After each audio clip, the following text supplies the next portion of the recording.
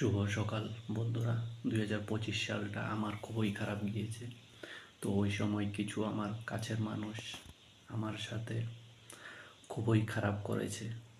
তো ওই সময় তারা ভেবেছিল যে আমি নিচে চলে গেছি, তো আমার সাথে কথাবার্তা বন্ধ করে দিয়েছে, যোগাযোগ বন্ধ করে দিয়েছে। তারা হয়তো ভেবেছিল যে তারা যদি যোগাযোগ করে আমার সাথে, তাহলে আমাকে হয়তো কিছু টাকা পয়সা দিয়ে সাহায্য করার লাগবে, বা কোনো কিছু অন্য সাহায্য করতে হবে।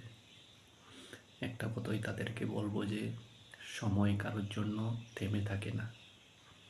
তো আমারও হয়তো ভগবান তাদের রূপ দেখানোর জন্য, আসল রূপ দেখানোর জন্য একটু খারাপ সময় দেখিয়েছে। তো তাদেরকে একটা কথাই বলবো যে যার সাথে স্বয়ং ভগবান মহাদেব আছে, তাকে কিছু করার কারোর সামর্থ্য নেই। হর হর মহাদেব।